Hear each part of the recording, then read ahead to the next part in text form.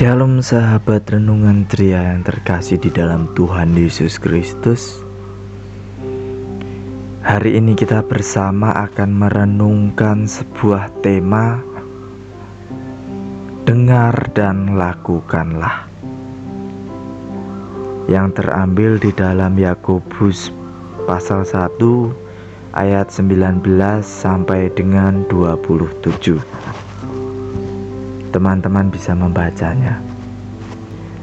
Sahabat renungan ceria, mungkin kita pernah mendengar sebuah istilah Jawa yang mengatakan demikian: enggih tapi mboten kepanggih. Bagi sahabat-sahabat yang tidak mengerti dengan kata-kata ini, saya ingin coba menjelaskan artinya. Enggih tapi mboten kepanggih artinya mengatakan iya tetapi tidak melakukan. Kata-kata ini sering kali terdengar dalam perbincangan bersama keluarga yang biasanya terkait dengan keluhan orang tua ketika mendidik anaknya. Saat orang tua ingin minta tolong kepada anaknya, kemudian sang anak hanya mengatakan iya, tetapi kemudian tidak melakukannya. Seberapa seringkah kita melakukan hal yang demikian dalam kehidupan ini? Kata-kata enggih tapi mboten kepanggih ini agaknya menjadi bagian yang diperhatikan oleh Yakobus terkait kehidupan iman Kristen. Hal ini diungkapkan dalam ayat ke-22. Tetapi hendaklah kamu menjadi pelaku firman dan bukan hanya pendengar saja. Sebab jika tidak demikian, kamu menipu dirimu sendiri. Ayat ini menunjukkan bahwa Yakobus ingin memberikan pemahaman kepada pembacanya, yang di dalamnya termasuk kita, bahwa kehidupan kekristenan bukan hanya bicara tentang mendengar firman saja, akan tetapi ketika kita sudah mendengar, maka berarti juga kita dituntut melakukannya. Bahkan ia mengatakan bahwa orang yang hanya mendengar, sama halnya ia menipu dirinya sendiri. Maksud menipu diri sendiri ini lebih mengarah pada orang yang mencari alasan untuk kebenaran dirinya. Yakobus bahkan mengkritik keras orang yang mendengar namun tidak melakukannya. Kritikan itu diungkapkan pada ayat ke-23 sampai 24 yang demikian.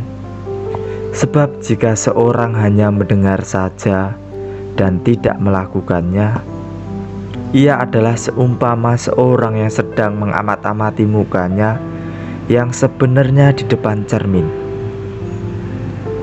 Baru saja ia memandang dirinya, ia sudah pergi atau ia segera lupa bagaimana rupanya. Hal tersebut menggambarkan tentang orang yang bangga dengan dirinya di depan cermin, namun ia tidak menyadari bahwa apa yang ia lihat bukan dirinya, namun hanya bayang-bayang cermin saja. Sehingga keberadaan dirinya secara utuh dan nyata itu tidak tampak. Yang tampak hanyalah keindahan wajah di dalam sebuah cermin. Hidup sebagai pengikut Kristus bukan hanya sekedar mengetahui gambar diri yang indah di depan sebuah cermin saja,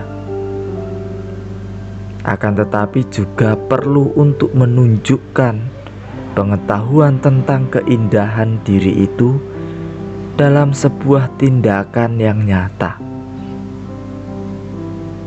Dengan demikian, gambar yang indah itu bukan hanya sekedar gambar, tetapi sungguh keindahan yang nyata dalam kehidupan. Sahabat renungan ceria, sebagai pengikut Kristus yang adalah Sang Firman, kita telah mendengar dan mengetahui banyak karyanya dalam dunia, baik itu lewat membaca Alkitab, mendengarkan khotbah minggu, ataupun juga melalui renungan ceria yang setiap harinya kita dengar.